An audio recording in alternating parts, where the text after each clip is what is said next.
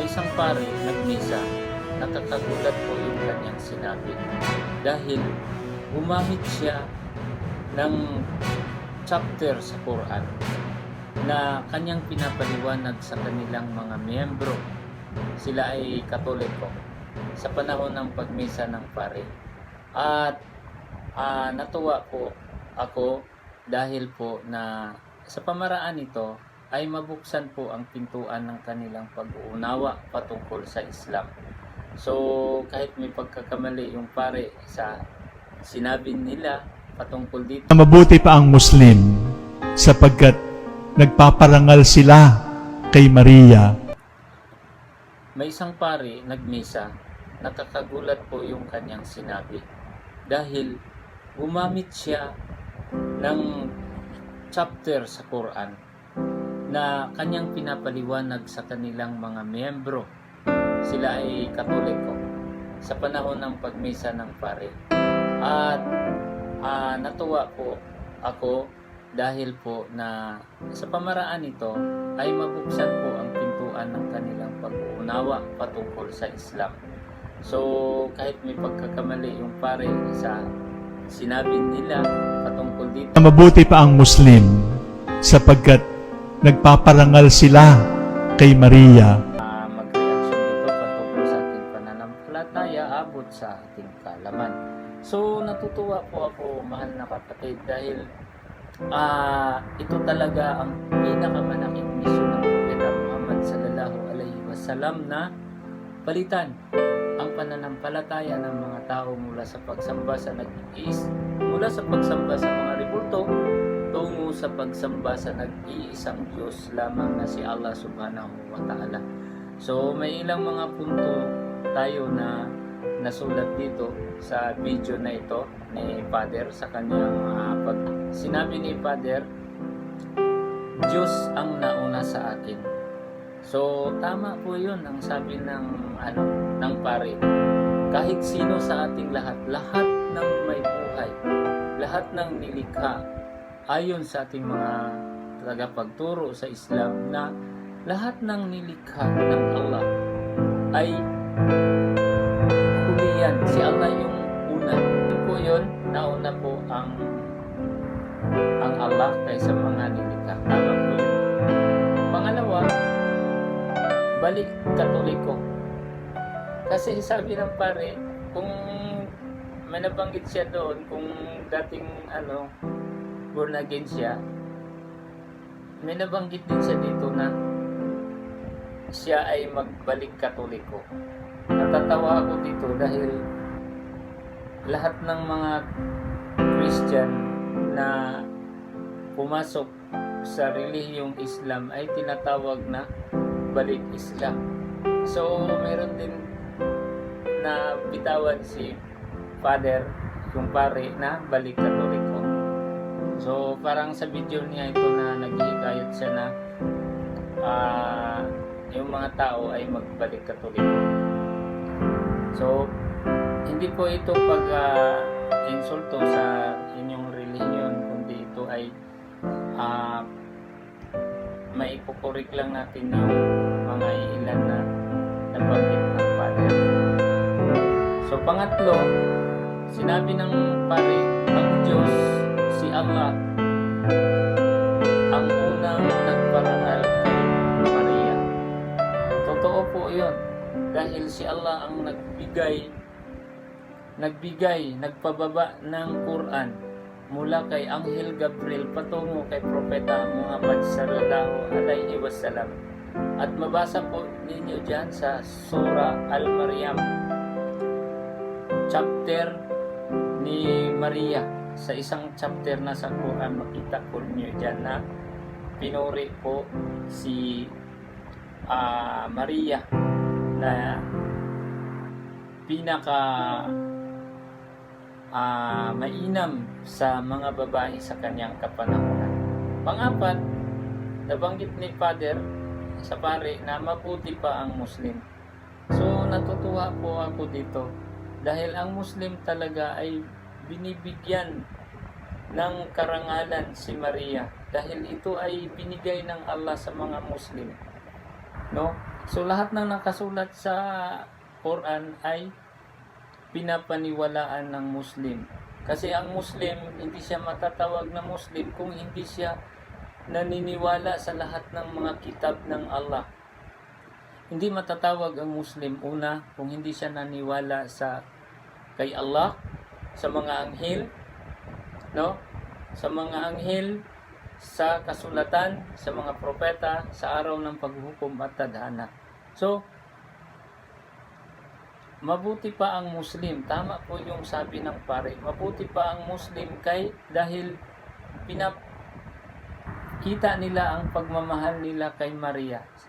Ang mga Muslim lamang po ang sumusunod ng kasuotan ni Maria. Pag makita natin, pag napansin natin, pag mayroong mga nagpo-prosesyon, si Maria, tingnan mo yung revolto ni Maria. Muslim ang dating, nakatabon yung buhok niya, mukha lang ang nakita, at ang haba ng damit. Pero yung sumusunod sa prosesyon, tingnan mo, naka-short, naka-spaghetti pa yung iba, naka-miniskirt, subhanallah. So, ang mabuti pa talaga ang Muslim. Kasi ang Muslim ay mas relihiyoso pa sa Christian. Tama po yung sabi ng pare, natutuwa po tayo doon. At mayroong nabanggit ang pare na hindi maintindihan nila mga Muslim na si Maria ay birhen. Hindi po yung totoo. Dahil po ang mga Muslim po ay naintindihan po nila ang katuruan sa banal na Quran dahil pinaniniwalaan nila ito. Pang-anim, hindi pinapangrangalan ng Islam ang babae. Hindi po ito totoo. Ang sabi ng pare na hindi pinarangalan. Dahil ang Allah nga ang nagbigay nitong Quran, ang nagbaba nitong Quran, papunta galing kay Anghel Gabriel, kay Jibril, papunta kay Muhammad sallallahu alaihi wasallam. So, hindi po totoo ang sinabi ng pare na ito.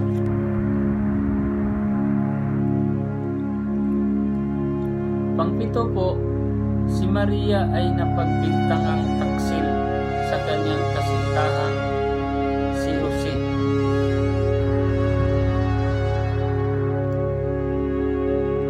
Hindi po niya kasintahan si Jose. Noong nagbubuntis na si Maria po, ay pumunta siya sa malayo sa mga tao at doon siya nagsilang ng kanyang anak. At pagdating niya, may dala-dala siyang sanggol pagdating doon sa kanilang lugar. Kasi ito si Maria ay lumaki po ito sa masjid. At nung pagbalik niya po, nakita ng mga tao na si Maria ay may sanggol na. Kaya nag-isip ang mga tao na itong si Maria ay nangangalo niya. Bakit? Bakit siya nangangalo niya? Kasi may dala na siyang anak. Wala naman siyang asawa, dalaga. Yun, totoo po yun. Ngunit, itong sinabi ng pari na kasintahan niya si Jose. Si Jose po, ay siya po si Joseph. Siya si Yusuf. Ito ay isang propeta po, si Propeta Yusuf, si Propeta Joseph ito. Na isang propeta na gwapo, matipuno, at may sobrang takot kay Allah. At inimbitahan po siya ng kanyang reyna, ng kanyang ng queen, na magkaroon ng kasalanan na gawaing mag-asawa. Ngunit hindi niya ito pinaunlakan dahil sa laki ng kanyang takot kay Allah subhanahu wa ta'ala. So hindi po totoo na merong kasintahan si Maria. Yung kasintahan kasi ay involved po ito ang yung girlfriend, boyfriend. Yung romantic kayong dalawa na involved dito ang pagkakaroon ng gawain ng mag-asawa. So hindi po ito totoo. Nalilito lang po. Talagang malilito po kayo pag hindi kayo mag-aaral kasi mali-mali yung mga tinuro ng mga tagapagturo. Pangwalo, mabuti pa sila. Ang Muslim ay may Quran. May chapter ni Maria. Kristiyano, Biblia na pinanghahawakan ay walang chapter ni Maria. Totoo po yun. Wala talagang chapter. Ang chapter ni Maria ang Biblia. Bakit? Ang Biblia kasi ayon sa ating mga tagapagturo ay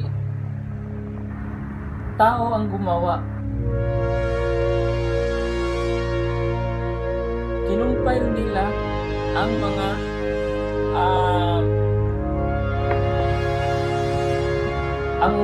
kasulatan noong unang panahon hanggang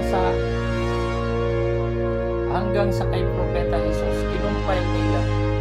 Ngunit may mga mali doon na ating napag-alaman na may mali doon dahil binago ng mga tao. In-insert pa doon ang sulat ni Pablo. Kaya wala talaga, hindi mo na matatagpuan yung mga original na scriptures sa mga kasulatan tulad ng Kalatas ni Abraham, Pasalmo ni David, no? Yung Torah ni Moises, Ebanghelyo ni Jesus. Hindi na ito ang original kasi wala na yung original na scriptures na galing talaga sa kanilang lengguwahe. So, ang Biblia pala ay gawa lang ito ng tao. Kinumpile nila yung mga kasulatan ng mga unang panahon, ngunit hindi na ito insakto kasi wala na yung original na scripture. So wala talaga, hindi matatagpuan ito ang chapter ni Maria. Pangsiyam, Kristiyano naniniwala kay Jesus. Pinatadyakan at binasag ang imahe at tinatapon ang rosaryo. Bakit kaya? Siguro may nakikita itong pare na nagsermon na ito, si Father, na baka may nakita siya sa video na yung imahe tinatadyakan, pinapalo, natumba, tinapon yung rosaryo. Bakit kaya? Siguro nangyari ito dahil pag dumating na yung kaalaman ng tao, sinabi sa Biblia, hanapin ninyo ang katotohanan at ang katotohanan ay siyang magpalaya sa inyo.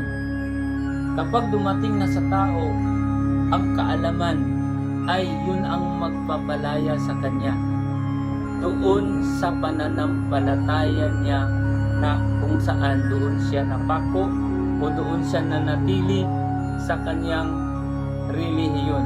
Ngunit pag dumating na ang kaalaman, iiwanan niya na ito. So siguro may nangyayari na tinapon na yung rosaryo, sinira na yung mga rebulto, binasag na yung mga rebulto, kasi lumipat na sila sa Islam. Totoo po yun mga kapatid. Bago magtapos ang video na ito, ay mag-iwan ako sa inyo ng chart na ito ay ginawa. Nakukuha natin itong charts na sa pinakamaraming populasyon sa relihiyon. Makikita natin doon na ang Islam ay lumalaki ng lumalaki habang tumatanda yung panahon, ay dumadami ang pumapasok sa Islam. At yung ibang relihiyon naman ay halos hindi mo na makikita sa charts dahil lumipat na sila sa Islam. Katulad sa Kristyanismo, ang iba ay lumipat na rin sa Islam. Kaya kumukunti ang charts ng Kristyanismo at yung Islam ay lumalaki ang kanyang charts. Tulad ng mga Hudyo, mga Jews, halos hindi na makita yung chart nila doon. Bago magtapos ang video na ito ay pagkikita ko sa inyo. So pang-sampo, sabi ng pare Alam ko balang araw sa takdang panahon. Okay? Muslim, Christian, kapit bisig. Hindi dahil sa politika, ekonomiya, kundi dahil kay Maria. So siguro, ang pagkakaisa, yung kapit bisig kasi ay pagkakaisa, pagsama-sama eh. Siguro hanggang doon lang sa pagkilala kay Maria.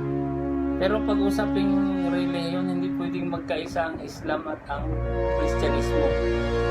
Kasi Kristyanismo, yan ang paniniwala mo, sa iyo lang yan. Okay? Sa amin lang. So yun, siguro pag magbalik loob yung Christian at pumasok siya sa Islam, yun na, nagkakaisa na yung pananampalataya nila mula sa pagsamba sa Diyos-Diyosan tungo sa pagsamba sa nag-iisang Diyos na siyang lumikha sa atin. Nakasulat mo sa Biblia, Exodus 20 verse 5. Anong sabi nga sa Exodus 20 verse 5? Huwag kayong sumamba ng mga bagay na makikita ninyo sa langit, sa ibabaw ng lupa, sa ilalim ng lupa. Bakit? Ano ang sabi ng Diyos? Ako ang Diyos na mabinubuin. So, kita mo, hindi itinuturo ng mga pari yan. Hindi itinuturo ng mga pari na bakit bawal pala yung pagsamba sa Diyos-Diyosan. Bakit nandoon pa? Bakit nandoon pa yung yung ribulto? Na dati ang ribulto nasa harapan ng simbahan, ang laki-laki talaga. Ngayon, lumiliit na. May ibang mga pari, binabanggit nila yung ribulto bawal. Kaso yung ribulto nila sa simbahan, lumiliit na rin. At meron pa, pinaliit dito, rosaryo, nasa rest nilagay. Ribulto pa rin yun. So, malilito ka talaga, hindi kung buksan lamang ng tao ang kanilang talino, ang kanilang pag-iisip, ay yung kaalaman na yun ay yun ang magpapalaya sa kanila. Yun ang sabi ng ating mga tagapagturo. So, 11. So, ito po, no? So, ating napansin na si Maria, sa video napansin natin na parang binago yata ng mga ang mukha ni Maria. Wala nang tukdong. May na-post dyan sa video, wala nang tukdong eh. Kita na ng buhok ni Maria. Nakakatakot po itong pangyayari na ito. Baka na sa sunod na araw magsushort na yan si Maria. So kasi wala na siyang tukdong eh. Si Maria nakabilo talaga yan. Tulad ng mga lula natin nung unang panahon. Pag lumabas, nagdadala ng itim na bilot, tinatakpan nila ang kanilang buhok. Ngayon wala nang si Maria. Wala nang veil. So nakakatakot po ito mga mahal na kapatid. Sana itong reaksyon natin nito, hindi naman ito pang-iinsulto, at ito ay paisi-share natin ang mga nasabi ng pari patungkol sa chapter doon sa chapter ni Maria sa banal na Quran. At natutuwa po ako, kaming mga Muslim, na sana dalangin namin na sana magabayan yung pari na nagpaliwanag na kung nagbasa man siya sa Quran, so magabayan sana siya tungo sa tuwid na landas kung kayo ay naghahangad ng kaligtasan sa darating na araw ng paghukom. So ganun din sa mga membro na hanapin ninyo ang katotohanan. Sabi ng mga tagapagturo, sabi sa Biblia, hanapin ninyo ang katotohanan, at ang katotohanan ang siyang magpalaya sa inyo. Tulad ko, isa akong Katoliko, pinanganak ng Katoliko, at naging Iglesia ni Cristo. Okay? Dahil lumipat po yung magulang ko sa Iglesia ni Cristo. Ngunit dumating na ang panahon na hindi ko matatawihan ang kaalaman na ibinigay ng Ama sa akin na pumunta ako sa Saudi Arabia. Mga mahal na kapatid,